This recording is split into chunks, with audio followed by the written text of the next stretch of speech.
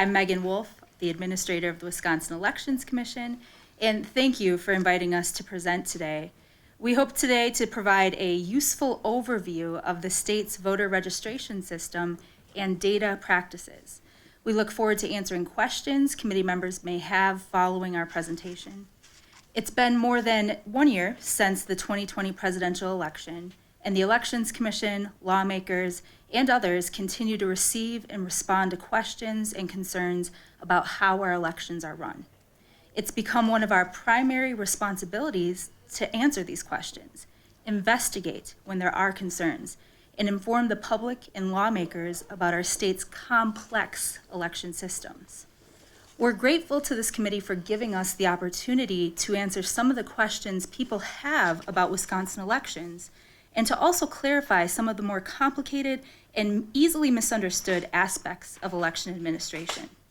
Today, we'll focus on WisVote, our homegrown voter database, so that people can understand how WisVote helps Wisconsin conduct accurate, secure elections that generate data for public availability and accountability.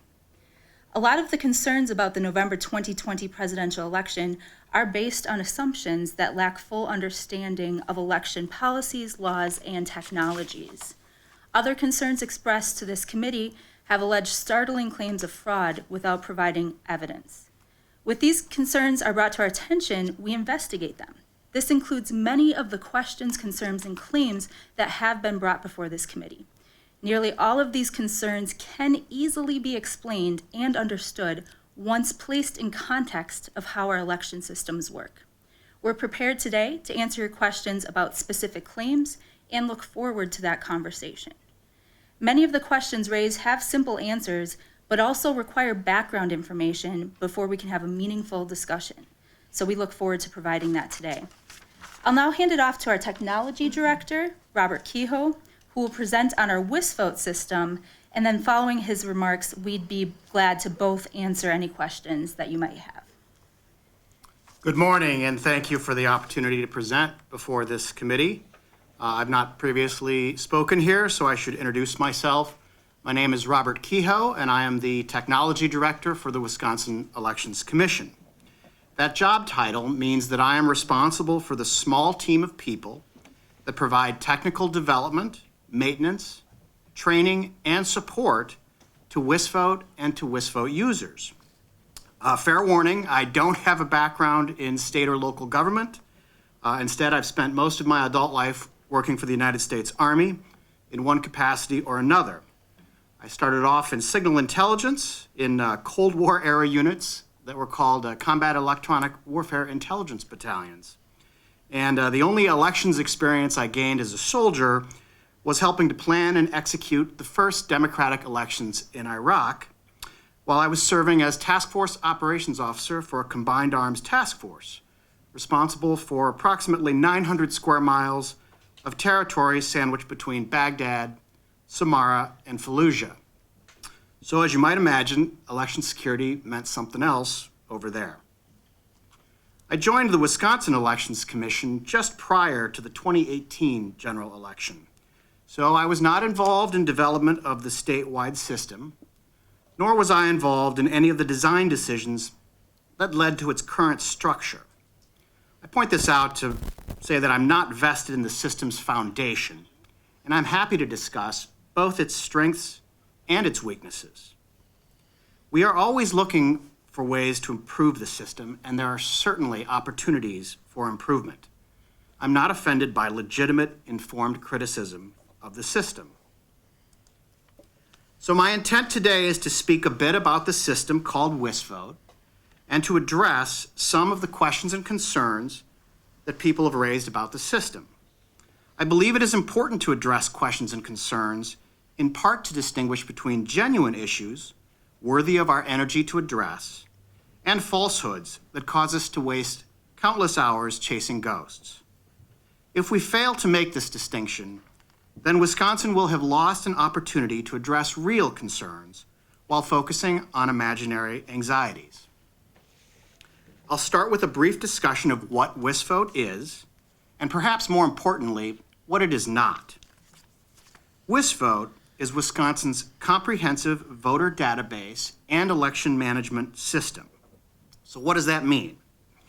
Well, when I say the word comprehensive, I'm referencing the fact that WisVote contains almost the entirety of Wisconsin's electronic voter registration and election administration history. This is arguably its most powerful and useful function, because when anyone asks what happened, it is this feature that provides the answer. WisVote also contains many functions and capabilities besides simply maintaining voter registration data. But beyond voter history, there are three major components: elections, addressing, and training. WisVote's election management module is a complete planning tool for over 1,800 municipal clerks, a system that allows them to plan elections, track deadlines, designate polling places, schedule poll workers, manage ballot styles, track absentee ballots, and organize contests and candidates. And probably something else I'm forgetting.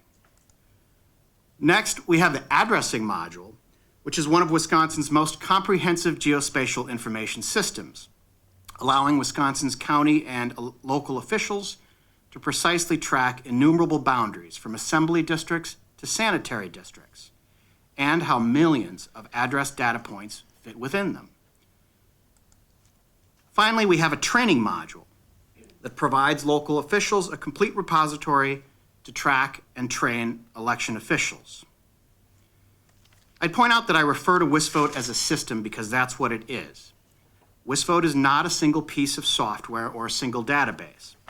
It most certainly doesn't reside on a single computer. And speaking of what it is not, WisVote is not Wisconsin's voter rolls. It is not merely a list of voters, and it is not a poll book, although it can generate poll books. This is an important distinction because we so often hear references to the voter rolls, a term that actually isn't in Wisconsin statutes. What other states and nations call voter rolls, Wisconsin calls a poll book. Generating poll books is but a tiny fraction of WisVote's functionality.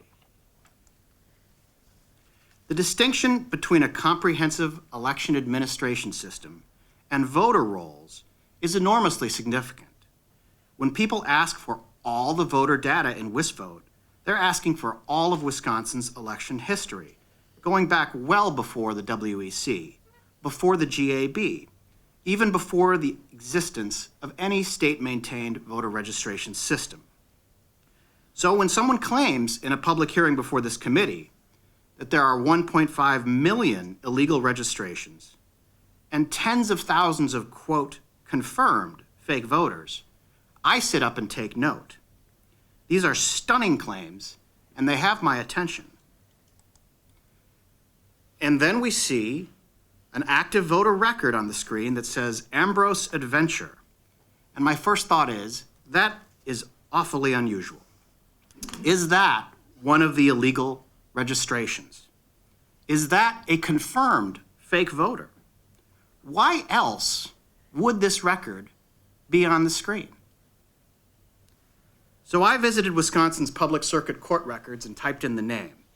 And after about 30 seconds, I found the court records of this gentleman legally changing his name. It turns out this is the legal name of a lawfully registered voter. A quick check in WisVote confirmed that this voter registration information was matched against DOT records, affirming that the voter has a valid Wisconsin driver's license in the name of Ambrose Adventure. In the end, it took me a few minutes on a public website to solve the case of Mr. Adventure. That's what due diligence looks like. No supercomputer is required. Of course, that is just one record. There are allegedly 1,499,999 more records to consider. And given the opportunity, we will review each and every one. We examine every question or claim we receive, including each of the claims made at last week's hearing. And we can, after appropriate research, discuss any question or claim presented to the agency. I'll discuss a few in my comments, and of course, we're happy to answer questions at the conclusion of this presentation. WisVote contains an enormous quantity of data, but raw data without context isn't very meaningful. So how was WisVote developed? Anyone who voted in Wisconsin before 2005 was registered to vote before a statewide system existed. I would hazard a guess that this applies to most of the people in the room today. This means that we voted before registration was even required statewide. Only municipalities with a population over 5,000 people had to maintain a registration list at all. What data to retain and how to retain it was left up to individual jurisdictions. Over 60 different types of software, including simple word processors, were used to keep registration data. When the State Elections Board created Wisconsin's first statewide system, all legacy data from local jurisdictions was imported as is. That is, the State Elections Board did not add, subtract, or modify any of the imported data. Voters who were lawfully registered to vote before the creation of the statewide system remained registered to vote after creation of the statewide system. This imported data included whatever registration numbering scheme each municipality used at the time. This includes some pretty odd schemes using letters and special characters. So when you find a funny-looking registration number, there's a high likelihood that the voter has been registered for over 20 or more years. Even today, if these voters move and re-register in Wisconsin, local clerks may elect to merge the new record into the old, allowing the old registration number to remain active. This, of course, has no effect on the voter's eligibility to cast a ballot because registration numbers are not a requirement to vote in the United States. The system we call WisVote only dates to 2016. The state was not satisfied with the performance or capabilities of prior systems and decided to create a new system that would be more user-friendly and easier to develop and maintain over time. The WisVote user interface that you saw earlier was constructed on Microsoft Dynamics software with custom displays and functions developed entirely in-house. When the state of Wisconsin chose to create WisVote, this does not mean it began with an empty database, of course. Voters in earlier iterations of the statewide system were imported into WisVote. There simply was, at the time, no legal basis for the agency to remove or otherwise alter existing voter records. So as a result, all data from the prior system was carried over to the new system.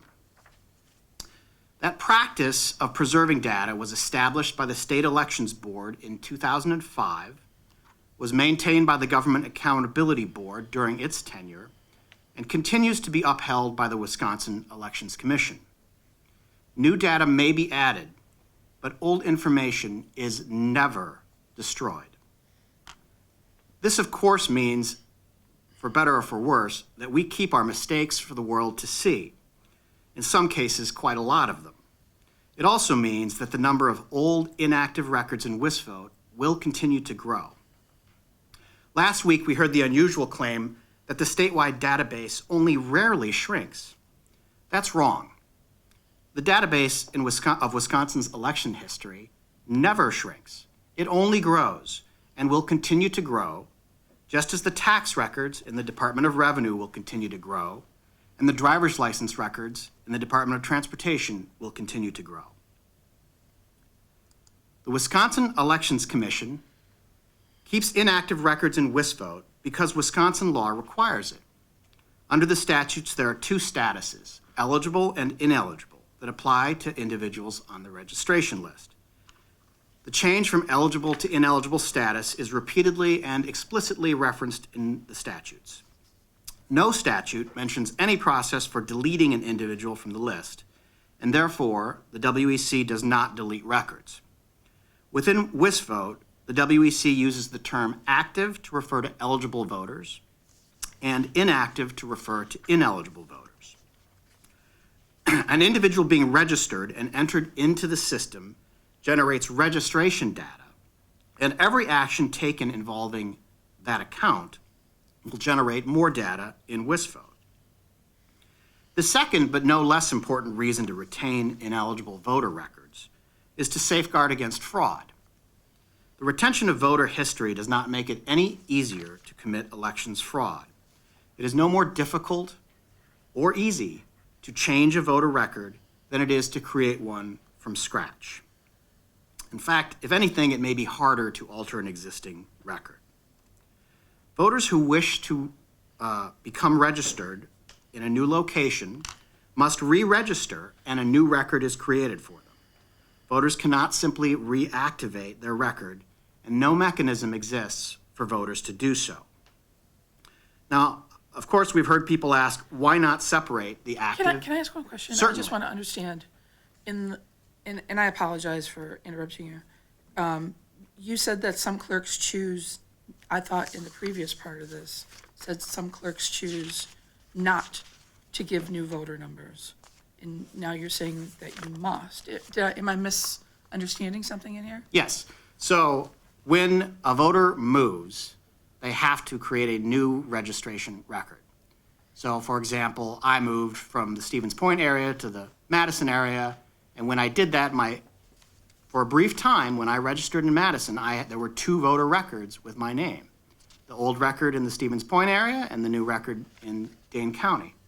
So the municipal clerk in Dane County would receive an alert that Robert Kehoe has two voter records. And of course, that isn't right. So the municipal clerk would look at that, determine which is the new record, and merge the old record into the new record. So combining the two records into one. So would you have one voter number or two? There would be two for a brief period of time until the clerk merged the two records. And then your new registration record is going to have your new current voter registration number, but your old record with the old number will be part of your history. And so if somebody bought a list or was looking at inactive records, they're going to see your old record with your old number as well. But how the clerk sees it is that's just part of that voter's history under their new number. Okay, so I just want to make sure, though, I thought I read from your testimony that you said some clerks choose not to, here we have it. When you find a funny-looking register, there's a high likelihood the voter has been registered for 20 more. Even today, these voters move. Clerks may elect to merge the new record into the old. So some clerks may leave two records? No, the merger eliminates one of the records. So that act of merging means that only one record is left behind.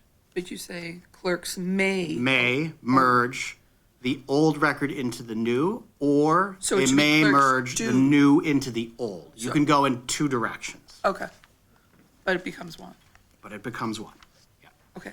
I think Tussler has, Representative Tussler has a quick question here too on this. I was gonna wait until the end. Okay, sorry, thank No you. I problem. just wanted to make sure I was understanding this. Thank you. Sure.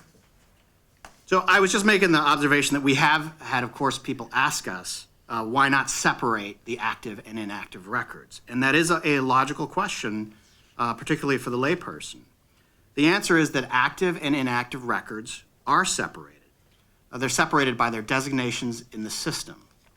This isn't about physical separation. We can't or don't have active records on one disk and inactive records on another.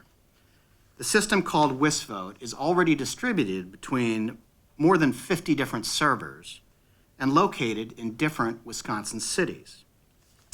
So why then, when someone purchases a copy of the voter registration database, do they receive both active and inactive records?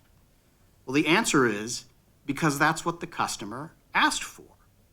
When a customer asks for all inactive and active records in the entire database, that is what they will receive.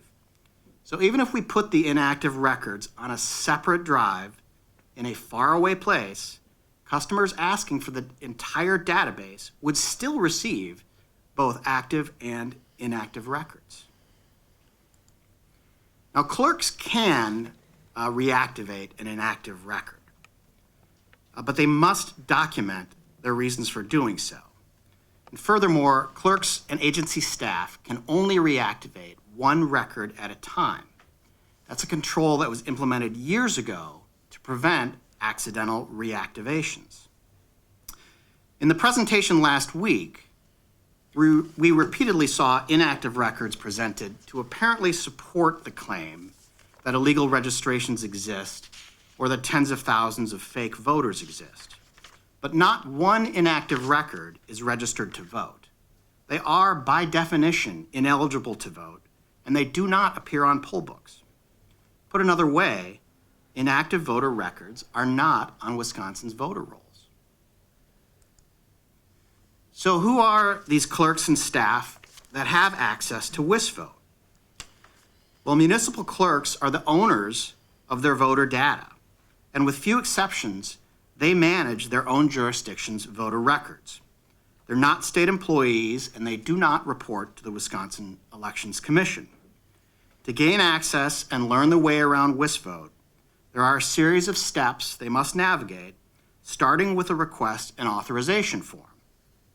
And even before any access to the system is granted, we ask them to complete several agreements, complete security awareness training, and have remote monitoring on their systems.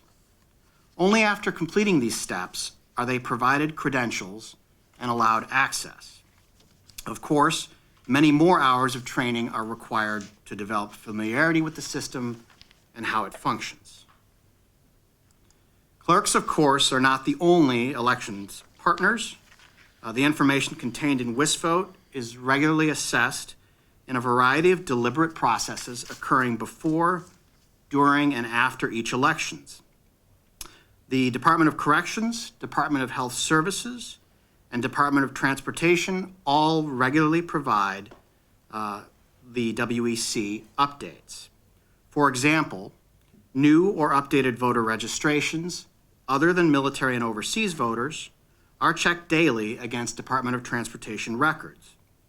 Data mismatches are flagged and reported to local clerks for follow-up.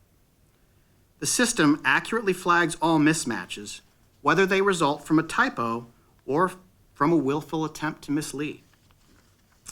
The ERIC consortium of 31 states also provides a considerable volume of information to help maintain accurate voter records. Through ERIC, we receive information from 30 other states about voters who moved, voters who died, and voters who may have voted twice.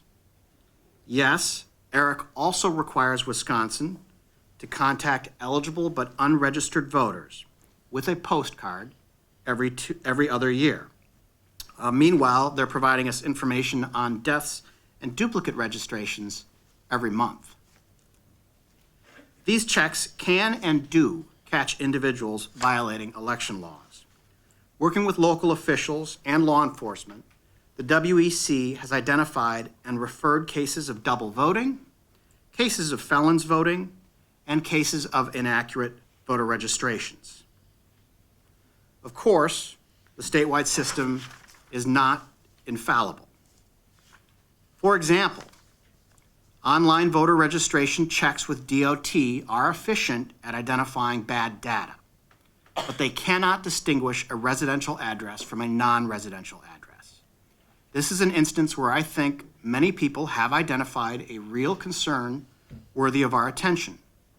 We know that people sometimes register with a non-residential address, such as a UPS store.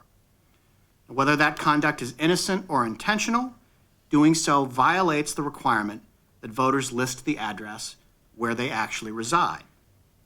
Wisconsin's system, however, only checks that the driver's license information supplied on the voter registration form matches the DOT records. If the data matches, then no further action occurs and the registration is accepted. This is a particularly challenging problem because there are certainly examples throughout Wisconsin where people may actually live in a shared space with a business, for example, in an apartment above the storefront. Moreover, small businesses change frequently, so simply maintaining an accurate database of non-residential addresses would be very difficult, if not impossible. We are currently studying the feasibility of a feature that would allow clerks to flag local addresses that they know are not residential. Ordinary citizens can and do report these non-residential registrations and other concerns to the Elections Commission on a regular basis. They can do this because Wisconsin voter data is readily available and in the hands of thousands of regular people across Wisconsin. I mentioned this to refute comments made last week that you need a supercomputer to read voter data or that the voters of Wisconsin have never seen this data. Both statements are incorrect. The Wisconsin Elections Commission does not have a supercomputer. Any computer made in the last 20 years can read the database just fine. The limiting factor is the size of the data set and the software used to read it. If you want to download and analyze the entire electronic voting history of the state of Wisconsin, then you need some specialized database software, not to mention a lot of money. But if you're looking at any jurisdiction smaller than 1 million residents, you can do it with Microsoft Office. Likewise, looking at specific data sets costs a lot less than the entire history of the state. For example, looking locally, if you want to download all the voters in Cottage Grove, it'll cost you $50. A larger jurisdiction like the city of Waukesha costs about $200. Now, while this is hardly cheap, candidates, campaigns, and citizens are still making over 1,000 purchases per year. This includes an average of 20 copies of the complete $12,500 database that have been purchased every single year for the last 10 years. So lots of people have seen the whole database going back a decade. And finding out who, if you're curious, is just a simple public records request. You'll find customers on both sides of the political aisle. I will, however, be the first to admit that $12,500 is a lot of money. As was noted last week, this requirement to charge a fee is in statute, and the rates applied are in the administrative code. Wisconsin's data is not cheap, but Wisconsin is also one of the few states to make the data readily available for near instant downloads 24/7, 365 on a public website. Finally, it's worth noting that of all the revenue generated between 2012 and 2021, very little of it went to the Wisconsin Elections Commission or to its predecessor agencies. Likewise, none of the funds were paid, reserved, or otherwise set aside for Eric or anybody else. So this brings us full circle back to the topic of claims about the system, the agency, or elections generally. The Wisconsin Elections Commission takes claims of fraud seriously, and nearly every member of our modest staff has at some point researched allegations of wrongdoing. We investigate each specific allegation of wrongdoing within our statutory jurisdiction. And these allegations tend to fall in two categories. Here's one category of claims that comes from people who make spectacular, shocking allegations, but always offer to provide the evidence later. They ask rhetorical questions on social media or in hearings like this one, but they don't bother to ask the Wisconsin Elections Commission or any Wisconsin election officials. Sometimes they provide snippets of data that fail even the most basic scrutiny. We can only examine and respond to information that we are provided. For example, there was this slide last week that Summers, Wisconsin has 359 registered voters under an old street name of 4XX Outer Loop Road. I'm not sure what was being claimed with this information. Perhaps this was a claim that 359 people are illegal registrations, or perhaps it was a claim that 359 people are fake. Perhaps this was simply a claim that it's impossible for 359 people to have resided at this address. I don't know because it wasn't said. In the case of this example, however, just enough information was provided that we could figure out the address, because it turns out Outer Loop Road in Summers, Wisconsin is just 1.4 miles long, and as the name suggests, it's a loop. It's a loop that's now called University Drive. It wraps around the UW Parkside campus and is home to their residence halls. 4019 University Drive is the school's massive apartment complex, housing single, double, and quadruple bedroom units.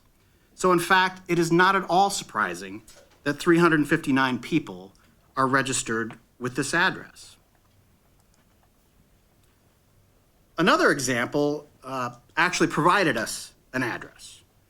Now again, there was the vague implication that something was amiss because hundreds and hundreds of people were and are registered at 437 North Francis Street in the city of Madison. But here it is. 437 North Francis Street is one of the largest apartment complexes in the city. In fact, there are currently over 800 people registered to vote from this complex. And in case you're wondering, every single one of them has an apartment number recorded in their voter registration as well. So what about voter records? We can look at those too. Here's another vague claim that seems to imply these registrations are illegal or perhaps fake. I'm frankly not sure why else they would have been presented in public.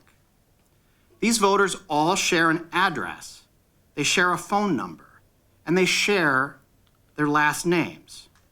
They all registered around the same time, within minutes of each other. Is that strange? Some people think so. I do not.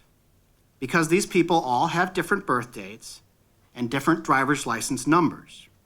And the average age difference between each pair is about 25 years. So I have a hunch that just maybe these voters share a name and reside at the same house because they're related.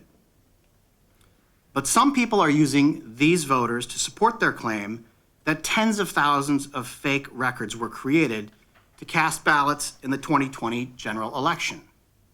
Again, there's a shocking and frightening claim, still without one single example. But even without specific examples, we can examine the claim itself. I can ask, what would it take to perpetrate such a spectacular and massive fraud? What are the obstacles I'd face? Well, there are a few.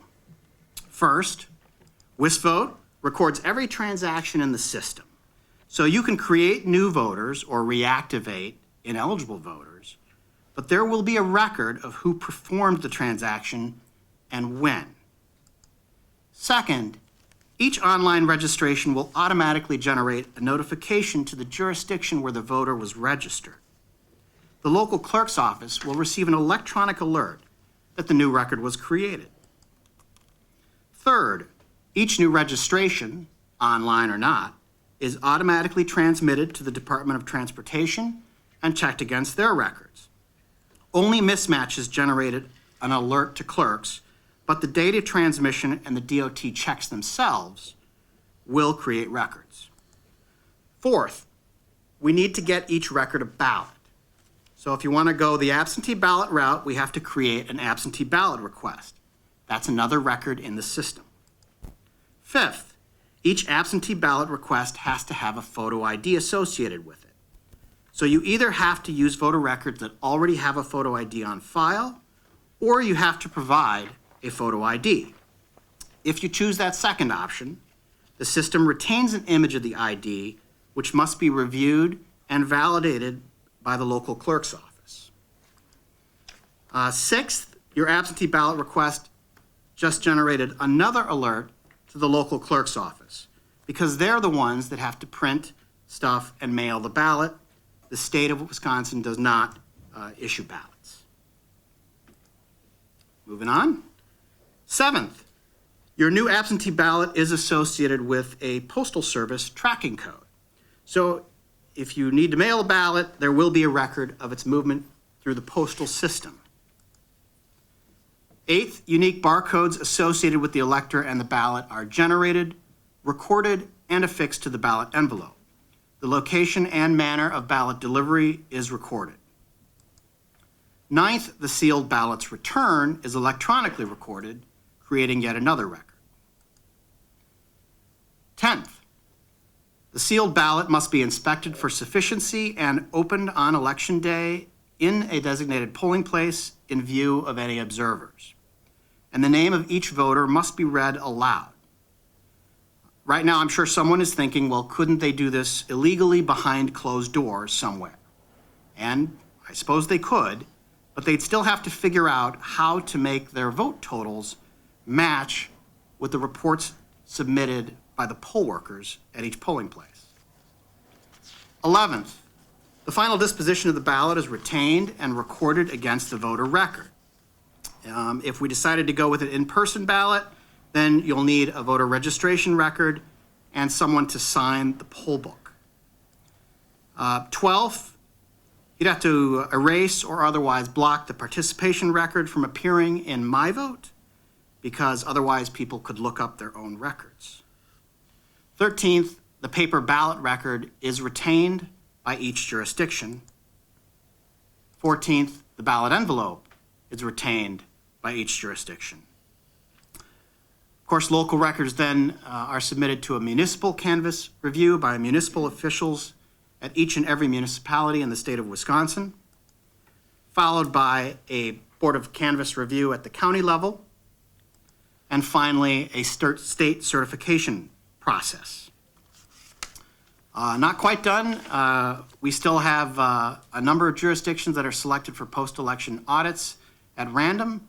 That selection process and the random selection of those jurisdictions is broadcast live. Finally, each and every jurisdiction in the state of Wisconsin has to perform a reconciliation process to ensure the actual number of ballots submitted matches the number of ballots reported by poll workers. And finally, in the last year, the Legislative Audit Bureau performed a rather exhaustive audit of the agency. If we wanted to delete But this... not of the WisVote system. Yes, actually, we provided them. As a matter of fact, I wrote quite a lot about the WisVote system and provided information to the LAB myself.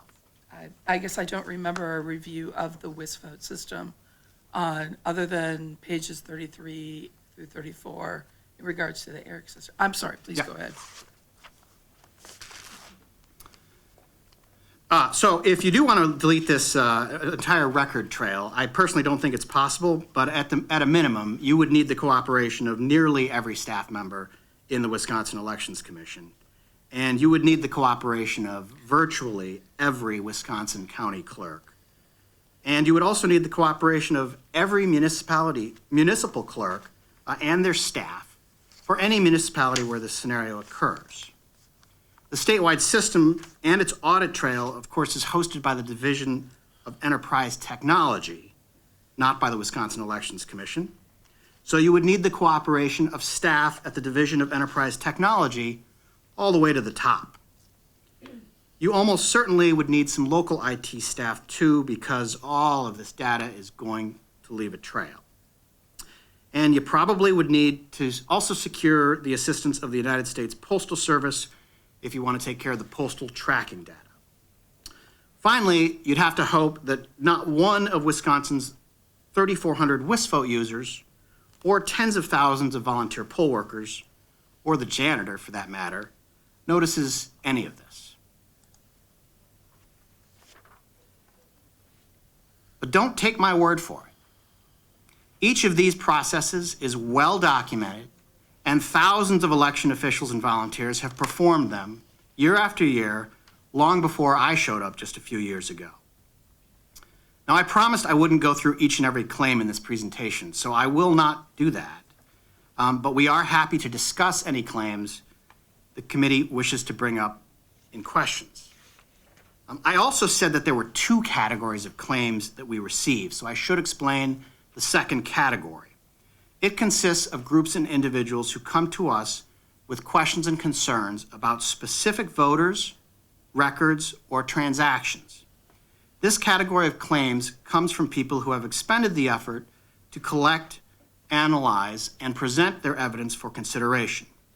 More importantly, they're willing to share their findings publicly and ask questions. For example, we recently worked with a group of conservative voters and the Fond du Lac County Sheriff's Department to investigate claims that convicted felons had participated in the 2020 general election. This civic group, working independently with public data, had identified numerous people that they thought might have been voted as felons who were still serving their sentences and thus ineligible to vote.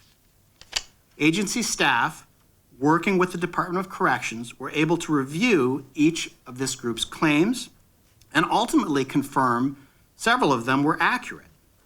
It turned out that each of these individuals had already been identified and referred for prosecution, but that doesn't diminish the efforts of this civic group and those like them, groups that share their findings and perform their due diligence before making accusations. Another example comes from private citizens who accurately identified concerns with the accuracy of election day registration data. The November 2020 general election saw over 200,000 people register on election day in Wisconsin. The overwhelming majority of these registrations were completed on handwritten applications that must then be manually typed into the database in the offices of local clerks. As you might imagine, this is an incredibly slow and tedious task. Large jurisdictions have more staff, but they also have more registrations, while small towns may have fewer registrants, but just one part-time clerk to type them all in. This adds up to thousands of typos in the data. We see errors in names, addresses, dates of birth, and driver's license numbers. These errors, in turn, create more work for clerks because each instance must be identified and corrected. The impact of this issue is significant, but private citizens examining data purchased from the Elections Commission have helped to identify problems and chip away at this massive task. I bring up these examples to illustrate that there is value in private citizens examining election data and that there are very real problems like non-residential addresses that need to be addressed. But the serious researchers examine specific data, document their work, and don't make spectacular, unsupported claims. The Wisconsin Elections Commission takes all allegations of misconduct seriously and investigates each claim where supporting evidence is provided. Wisconsin election officials at all levels identify some misconduct every year, and every year these cases are referred for criminal prosecution. But we perform our due diligence before accusing individuals of misconduct. We collaborate with other agencies and investigators at all levels, and we carefully document our evidence. Unfortunately, there are people who instead choose to draw their own conclusions and choose not to ask a single elections official, be they state employees, county employees, or your local clerk's office. Making unverified, fantastical claims without consulting real election officials has the effect of diverting lawmakers and the public from tracking real issues in need of improvement. That could end up causing real harm to Wisconsin elections. WisVote is an end-to-end elections management system. It is not static, it is not simple, and it most certainly is not flawless. When people want to understand the system or the data within it, they usually ask. The Wisconsin Elections Commission answers dozens of questions every day, and we are happy to do so. We hope that our important role educating and explaining our election systems can help promote productive conversations about improving elections for the future in Wisconsin. Thank you for your time today.